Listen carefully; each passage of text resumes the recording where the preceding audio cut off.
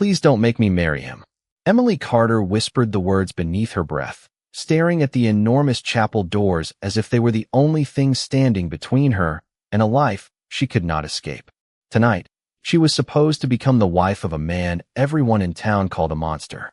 Emily was 24, had barely enough money to keep the small apartment she shared with her mother, and had spent the last 3 years working double shifts at a roadside diner just to keep their bills paid. She had never dreamed of a grand wedding. She had never dreamed of a prince. She had only wanted a quiet life. But the Carter family owed money they could never repay, and the man waiting beyond those doors had offered to erase every dollar of it. The price was Emily. Rain tapped against the tall stained glass windows, turning the chapel into a world of silver shadows. Emily looked down at her simple white dress. It was borrowed. The sleeves were slightly too long, and the shoes were a size too large, but she had been told to smile anyway. "This is your chance to save us," her mother had said that morning. "Just be brave." Emily tried. She really did. But her hands would not stop trembling. At the end of the aisle stood Victor Hale, heir to the Blackwood estate. He was wealthy, respected, and feared. People said he never smiled. They said servants avoided his eyes. They said something was wrong with him. Emily had never met him before tonight. She only knew one thing. She had been given no choice. The chapel fell silent as the clock struck 8. Emily took one step forward, then another. Every footstep sounded too loud. She reached the center aisle and heard a low murmur behind her. "Poor girl. She has no idea what she's marrying into. At least her family will be paid." Emily swallowed hard. She kept walking. But before she reached the altar, the great wooden doors behind her suddenly opened. Cold night air swept through the chapel. Every whisper died. Emily turned. A tall man stood in the doorway, dressed entirely in black. He looked nothing like the ordinary guests surrounding her. His skin was unnaturally pale, his dark hair perfectly still despite the wind, and his face carried a cold, almost ancient beauty. His eyes moved across the room with quiet authority before stopping on Emily. For one impossible second, she forgot how to breathe. Someone near the altar whispered a name. Adrian Blackwood, the Vampire King. Emily's heart seemed to stop. She had heard stories about him since childhood. She had been told vampires belonged to old legends, hidden families, and distant castles. Yet the man standing before her was real. Adrian took one slow step into the chapel, then another. Nobody dared speak. Nobody dared move. His gaze remained fixed on Emily. "Who forced you to stand here?" he asked. His voice was calm, but the entire room seemed to hear it. Emily looked toward her family, then toward the waiting groom. Finally, she looked back at Adrian. "Everyone," she whispered. Something changed in the king's expression. Not anger, not rage. Something quieter, something far more dangerous. He walked toward her, and every person in the chapel instinctively stepped aside. When Adrian stopped a few feet away, his pale face softened just enough for Emily to notice. "Then this wedding," he said, his eyes never leaving hers, "will not happen." And for the first time that night, Emily wondered if the monster she had feared was not standing at the altar at all. Adrian's words seemed to hang in the chapel long after he stopped speaking. Emily stood completely still, unsure whether she had just been rescued or pulled into something far more dangerous. Around them, the guests exchanged nervous glances. No one challenged the Vampire King. No one even seemed willing to breathe too loudly. Victor Hale finally stepped away from the altar. "This is a private family matter," he said carefully. Adrian turned his pale face toward him. It stopped being private when she was forced into it. His voice was quiet, yet it carried through every corner of the chapel. Emily looked at Adrian again. Up close, he seemed even more unreal. His skin was almost white beneath the candlelight, much paler than hers, and his dark eyes held a strange stillness. There was no wildness in him, no cruelty, only absolute control.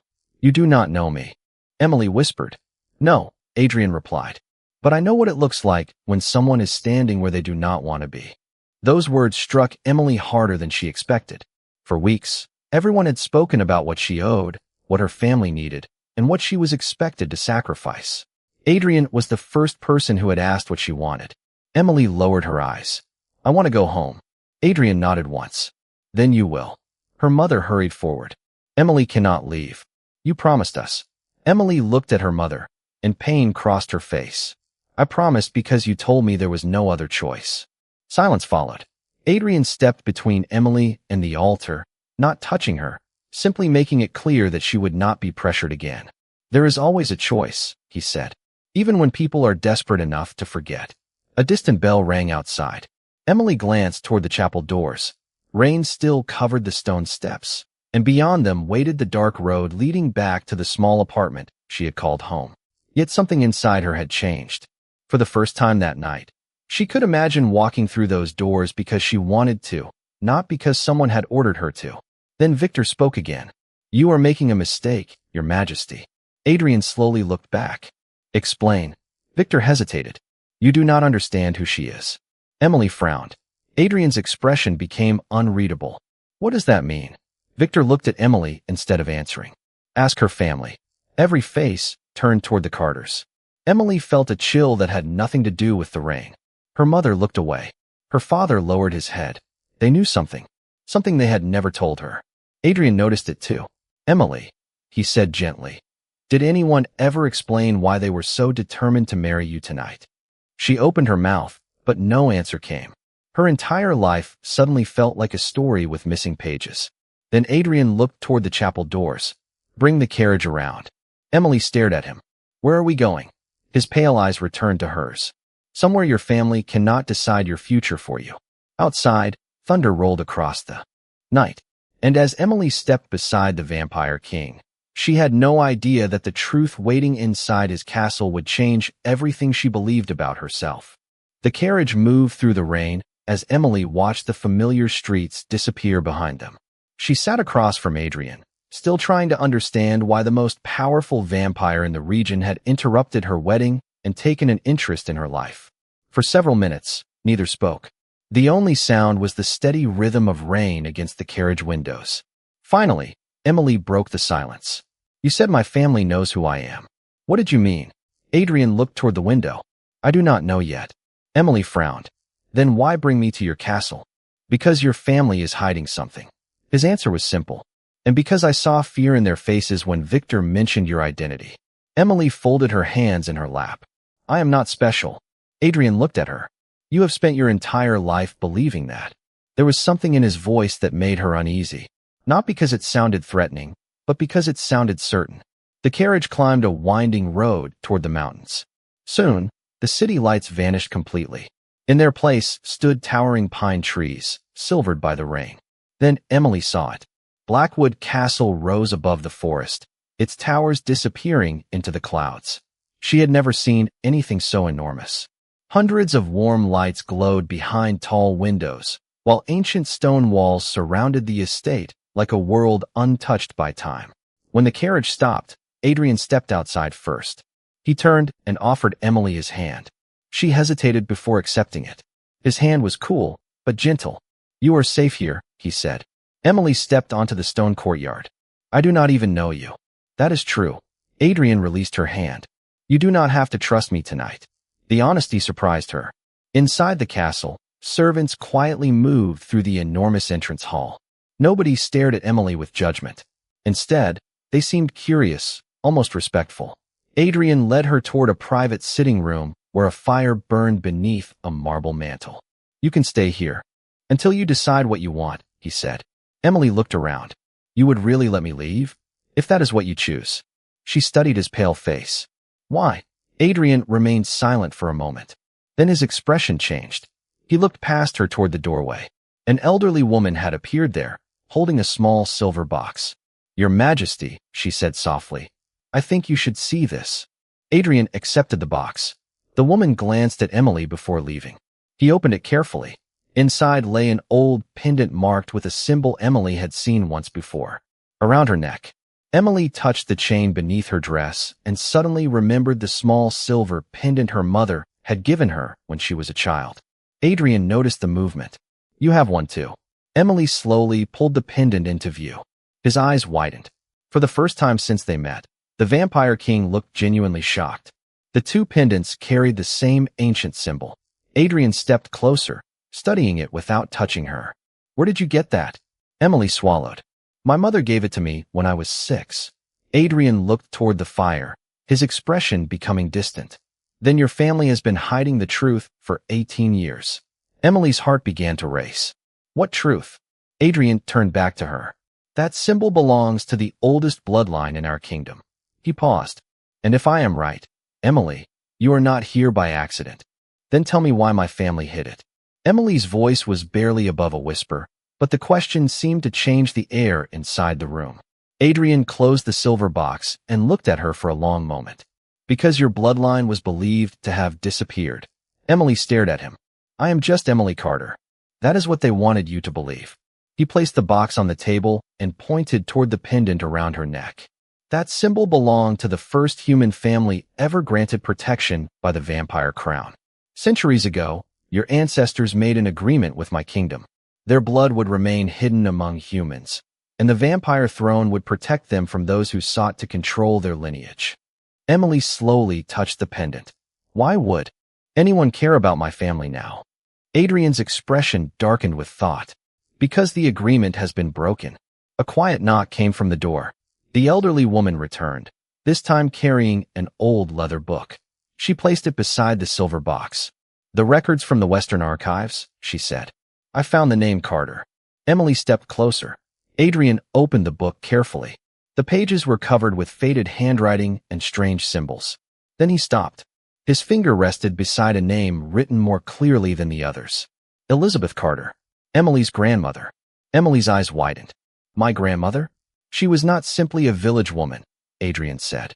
She was the last known guardian of this bloodline. Emily shook her head. My grandmother raised me. She never mentioned vampires, kings, or ancient agreements. Perhaps she was protecting you. Emily looked down at the pendant. Memories began returning in fragments. Her grandmother had always warned her never to remove it. She had once said that some doors were better left unopened. Emily had thought it was an old superstition. Now, inside a vampire king's castle, those words felt different. Why did Victor want to marry me? She asked. Adrian's eyes hardened with understanding. Because his family knew what your family was hiding. Emily stepped back. So the wedding was not about my family's debt. The debt was only the excuse. Adrian walked toward the tall window. Beyond the glass, the mountains disappeared beneath clouds. Victor's family wanted access to your bloodline. Marriage would have given them the authority they believed they needed. Emily felt a cold weight settle in her chest. And my parents agreed? They may have believed they had no choice. She looked toward him. You keep saying that. Adrian turned. Because I know what it means to have choices taken from you. For the first time, Emily noticed something behind his ancient composure. Loneliness. Not weakness. Something older. Something carefully hidden. Before she could ask, a deep bell echoed through the castle. Once, twice, 3 times. Adrian immediately looked toward the door. The elderly woman lowered her head. The council has arrived. Emily frowned. The council? Adrian nodded. They know you are here. Another bell sounded. This time, the castle seemed to hold its breath. Adrian returned to the table and picked up the silver box. They will demand that you leave. Emily looked at the rain beyond the window. Can they make me? Adrian met her eyes. Not while I am king. Then the castle doors opened somewhere below, and dozens of measured footsteps echoed through the ancient halls. Emily had entered Adrian's world less than an hour ago. Now that world was coming for her. The footsteps grew louder until the great doors of the council chamber opened. Emily stood beside Adrian, her fingers resting against the silver pendant at her neck. She had been inside Blackwood Castle for less than an hour, yet it already felt as though every secret she had spent her life avoiding was waiting behind the next door. One by one, the council members entered. They wore dark formal coats, their expressions composed and serious. At the center walked Lord Marcus Vale, an elder vampire with silver hair and a voice that carried the authority of someone who had served the crown for generations. His eyes immediately settled on Emily. Your Majesty, he said, offering a formal bow. You know why we are here. Adrian did not move. I assume you came because you heard I brought a guest into my home. Marcus looked at Emily. We heard you brought a Carter into the castle. The room became silent. Emily felt every gaze turn toward her. Marcus stepped closer, but stopped several feet away. Miss Carter, do you know what your family represents? Emily shook her head. I only learned tonight that my grandmother was connected to the vampire kingdom. Marcus exchanged a glance with the other council members. Then the truth has finally reached you. Adrian's voice became colder. Choose your next words carefully. Marcus nodded. I am not here to threaten her. He looked at Emily again. I am here because the old agreement requires the Carter heir to be presented before the crown. Emily frowned. Presented for what? Marcus opened a leather folder. Recognition, protection, and verification. Emily looked at Adrian. Verification of what? Adrian answered before Marcus could. Your bloodline. The words made the room feel smaller. Emily took a slow breath. And what happens if they verify it? Marcus said. Then every vampire house will know that the last guardian line has returned. Emily's eyes widened.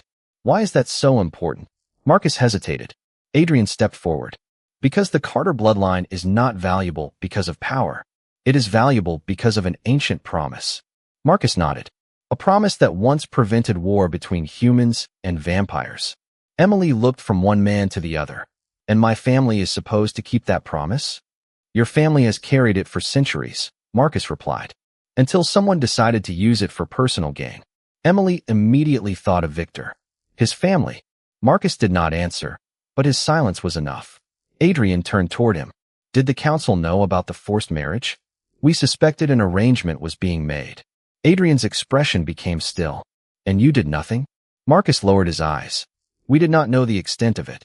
Emily suddenly understood something. Everyone had known pieces of her story. Her family knew. Victor's family knew.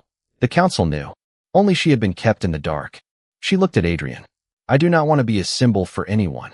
Adrian met her gaze. Then you will not be. Marcus raised an eyebrow. Your Majesty, the ancient agreement does not give you the right to simply claim her. Emily noticed the words immediately. Claim her. She looked at Adrian. He remained silent for a moment. Then he turned toward the council. I am not claiming her as property. His voice was calm and unmistakable. I am offering her protection. Emily felt something loosen inside her chest. She had spent the entire night being treated as a solution to other people's problems. Adrian was the first person who had spoken about her as though her choice mattered. Marcus closed the folder. Then let her choose. Adrian looked at Emily. Emily, you can leave this castle tonight. You can return to your family. You can disappear somewhere far from both kingdoms. Or you can remain here under my protection while we discover the truth. The room waited. Emily looked at the council, then at the rain beyond the tall windows. Finally, she touched the pendant around her neck. I spent my whole life letting other people choose for me. Her voice steadied. I think I want to make one choice for myself. Adrian's eyes remained on hers. And what is that? Emily lifted her chin. I am staying. Somewhere deep beneath the castle, an ancient bell suddenly rang once. Marcus turned pale. Adrian's expression changed. Emily felt the pendant grow warm against her skin. And from somewhere beyond the walls came a whisper that no one else seemed able to hear. The queen has returned. The whisper faded, but Emily could still feel its meaning lingering in the room. The council members remained silent. Marcus stared at the ancient bell tower as though he had just heard something that belonged to a forgotten century. Emily looked at Adrian. Did you hear that? Yes, he said quietly. What did it mean? Adrian glanced at the pendant glowing faintly against her hand. It means the castle recognized you. Emily frowned. A castle cannot recognize someone. Adrian almost smiled. This castle has been here for more than 600 years. I have learned not to tell it what it can or cannot do. The council slowly left the chamber, but Marcus remained behind. Before he followed the others, he looked at Emily with an expression she could not understand. There is something you should know, he said. The last Carter guardian disappeared 18 years ago. Emily's heart skipped. My grandmother? Marcus shook his head. Your grandmother died 6 years ago. I meant your mother. Emily went completely still. My mother is alive. Adrian turned toward her. Marcus looked surprised. You were told she died when you were 6. Emily stared at him. She did. Marcus closed his folder. Then someone wanted you to believe that. He left before Emily could ask another question. For several seconds, she could not move. Her mother had died when Emily was 6. At least, that was the story she had been given. Adrian approached slowly. You do not have to process everything tonight. Emily looked up at him. But I need to know. I know. His voice was gentle. And we will find out. He led her through a quiet corridor toward an old library. Thousands of books filled the walls from floor to ceiling. Rain continued against the tall windows, but inside, the room felt warm and still. Adrian pulled an ancient book from a shelf. These records belonged to the Carter Guardians. He opened it to a faded page. Emily leaned closer. A drawing appeared beneath the writing. It showed a young woman wearing the same pendant Emily carried. Beneath the image was a single name. Eleanor Carter. Emily's breath caught. That is my mother's name. Adrian looked at her. Then Marcus was right. Emily touched the page carefully. Why would my mother disappear? Adrian turned another page. A map appeared, showing the mountains surrounding Blackwood Castle. One location had been marked with a silver symbol. The last record says Eleanor left the kingdom 18 years ago to hide someone. Emily's voice trembled. Who? Adrian studied the page. A child. Emily stared at him. Me? Adrian shook his head. No, he pointed to a second line of writing. Another child. Emily felt the room become strangely quiet. I have a sibling. Adrian nodded slowly. According to this record, you were not the only child born to Eleanor Carter. Emily stepped away from the table. Her entire childhood suddenly seemed like a carefully constructed story. The missing mother, the hidden pendant, the forced marriage, the ancient bloodline. None of it had been random. Then the pendant around her neck suddenly grew warm again. A faint golden light appeared across its surface, revealing a symbol hidden beneath the silver. Adrian looked at it and became completely still. Emily, he whispered. What? That is not the symbol of the Guardian. She looked down. Then what is it? Adrian's pale face changed as he recognized the mark. It is the symbol of the royal heir. Emily's eyes widened. Before either of them could speak, footsteps echoed outside the library. Someone was approaching. Then a woman's voice came softly from the corridor. Emily. Emily froze. She knew that voice. She had heard it every night in her childhood memories. Her mother's voice. Emily, if you can't hear me, do not trust anyone in the castle. Emily, do not open that door. Adrian's voice was calm, but there was something in it Emily had never heard before. Urgency. She turned toward him, then back toward the library door. Her mother's voice came again, softer this time. Emily, please. You have to listen to me. Emily took one step forward. Adrian moved beside her, keeping his distance. If that is truly your mother, she will still be there when we understand what is happening. Emily looked at him. You heard her. I did. Then why are you afraid? Adrian's pale face became unreadable. Because Eleanor Carter disappeared 18 years ago, and no one enters this castle without my knowledge. Emily's heart raced. She stared at the door. Then how can she be here? A quiet pause followed. That, Adrian said, is what we need to discover. The voice returned. Emily, he cannot protect you from what is coming.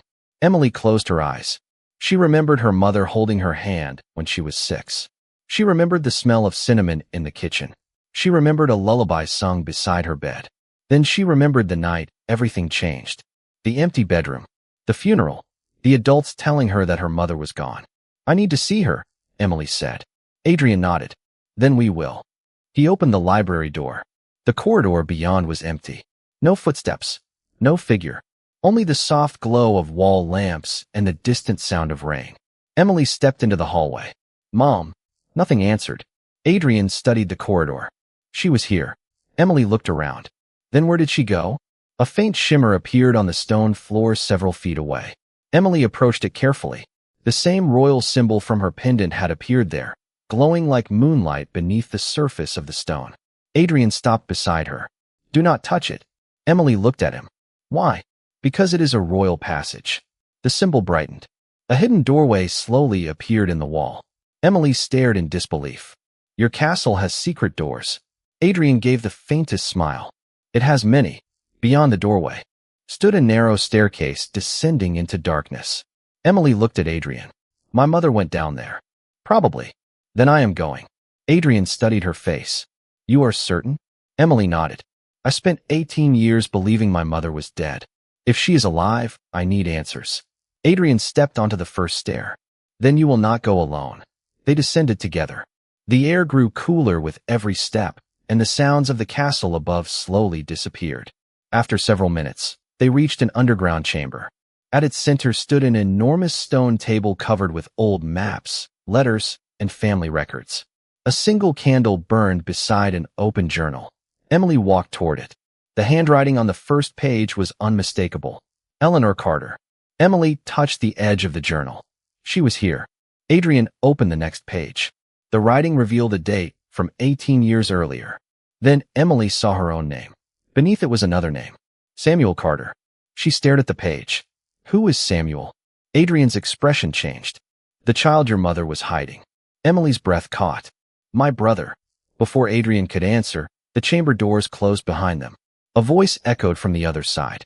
Now you finally know why your mother disappeared. Emily turned toward the door. Victor Hale stood beyond it, separated from them by the ancient stone. But he was not alone. Beside him stood an older woman with familiar eyes. Emily's heart stopped. Mom. The woman looked directly at her. Tears filled her eyes. Emily. Emily. You need to leave this castle before they discover what you truly are. Eleanor's voice trembled as she stood beyond the stone doorway, her eyes fixed on her daughter. Emily could barely speak. 18 years of grief had collapsed into a single impossible moment. You are alive. Eleanor nodded, tears shining in her eyes. I am sorry. Emily stepped closer to the ancient door. Why did you let me believe you were dead? Eleanor looked at Adrian, then back at Emily. Because hiding you was the only way I could keep you safe. Victor stood silently beside her. Emily stared at him. Why are you here? Victor answered before Eleanor could. Because your family was never the real target. Emily frowned. Then who was? Eleanor lowered her gaze. The throne. Adrian's expression became still. Explain. Eleanor took a breath. When you were born, Emily, the royal mark appeared in the Carter bloodline for the first time in centuries. Emily touched her pendant. The royal heir. Eleanor nodded. The ancient agreement was never about protecting the Carter family. It was about protecting the future of the vampire kingdom. Adrian looked at Emily, then at the symbol glowing on the stone. You were born with a claim to the throne. Emily shook her head. I do not want a throne.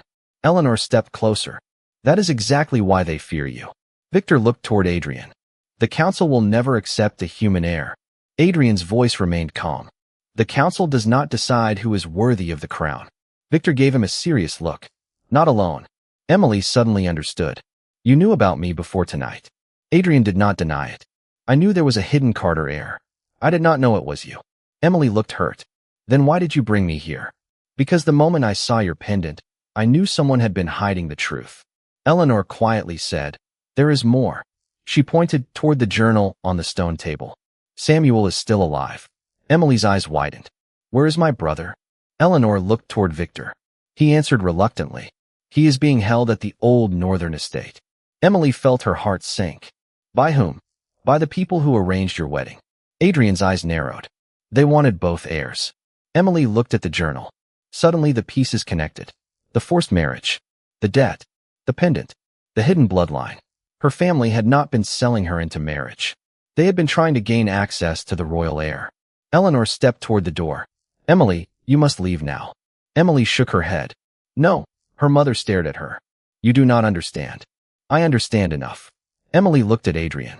All my life, other people have decided what I should fear, where I should live, and who I should become. She took a steady breath. I am not running anymore. Adrian watched her. Quietly. Then what will you do? Emily looked at the ancient symbol beneath her feet. I will find my brother. Eleanor's eyes filled with worry. Emily, that path will place you directly against the people who want the throne. Emily turned toward Adrian. Then I need to know something. What? Will you stand beside me? For a moment, the chamber was completely silent. Adrian stepped forward and looked directly into her eyes. I already chose you once tonight. Emily's voice softened. As your queen. Adrian shook his head. As a woman whose choice matters. Then the royal symbol beneath Emily suddenly illuminated the entire chamber, and somewhere far above them, every bell in Blackwood Castle began to ring. The bells continued to echo through Blackwood Castle, each note rolling across the mountains like a warning from another age. Emily stood beneath the glowing royal symbol, her hand still wrapped around the pendant at her neck. Eleanor watched her with fear and pride in equal measure. Adrian remained beside Emily, calm even as the entire castle seemed to awaken around them. Then the chamber doors opened, and Marcus Vale appeared with several council members behind him. Your Majesty, Marcus said, the castle has made its decision. Emily looked at him. What decision? Marcus looked directly at the royal mark beneath her feet. It has recognized the heir. Emily took a slow breath. I never asked for this. That is why the mark chose you, Marcus replied. Those who seek power rarely understand what it costs. Adrian stepped forward. Enough. We have a more immediate matter. He looked toward Eleanor. Where is Samuel? Eleanor pointed toward the northern mountains. At the old estate beyond Silver Creek. If we leave now, we may reach him before sunrise. Emily looked at Adrian. Then we leave now. Marcus shook his head. You cannot simply walk into the northern territory. The houses there do not recognize your authority. Adrian's expression remained composed. They recognize mine. Emily looked at him. And if they refuse? Adrian met her eyes. Then we remind them why the crown still stands. Eleanor stepped closer to Emily. You do not have to. Come. Emily gave her mother a small, determined smile. I spent 18 years thinking I had lost you. I am not losing my brother too. Adrian nodded. Then we go together. Within minutes, the castle prepared a carriage. Emily stood beside the entrance, looking back at Blackwood Castle. Only a few hours earlier, she had entered those gates frightened and alone. Now she was leaving with her mother, her brother somewhere ahead, and a truth that had changed the meaning of her entire life. As the carriage began its journey north, Emily looked across at Adrian. Why did the castle call me queen? Adrian was silent for a moment. Because the old magic recognizes blood before people recognize truth. Emily looked down at her pendant. Does that mean I have to become queen? No, Adrian's answer came immediately. It means you have the right to choose. She smiled faintly. You really believe choice matters that much? Adrian looked toward the dark road ahead. It is the one thing no crown can give you. Dawn began to appear beyond the mountains when they finally reached Silver Creek. In the distance stood the northern estate, its windows glowing softly against the pale morning sky. Emily saw a figure standing on the front steps. A young man. He looked almost exactly like her. Her breath caught. Samuel. The carriage stopped. Eleanor covered her mouth, overwhelmed. Emily stepped down before anyone could stop her. Samuel stared at her for several seconds, as though trying to recognize a memory from childhood. Then he whispered, You have her eyes. Emily smiled through tears. And you have my smile. For the first time in 18 years, the Carter family stood together. But behind them, Adrian noticed something that made his expression change. The royal mark on Emily's pendant had begun to glow again. A second symbol had appeared beside it, one that Adrian had not seen in centuries. Marcus stepped from the carriage and looked toward the distant mountains. Your Majesty, he said quietly, that is not a royal symbol. Adrian's eyes narrowed. What is it? Marcus answered, the sign of the ancient covenant. Emily looked at Adrian. What does that mean? He stared toward the horizon as dark clouds gathered beyond the peaks. It means the kingdom has just learned that its queen has returned. Emily took her mother's hand and looked at her brother. Then she looked at Adrian. She was no longer the frightened young woman who had entered a chapel in a borrowed dress. She was still Emily Carter, still human, still uncertain of what the future would demand. But now the choice was hers. And somewhere beyond the mountains, something ancient had awakened to answer it. Even the coldest kings can kneel before kindness, but sometimes kindness is strong enough to awaken a kingdom.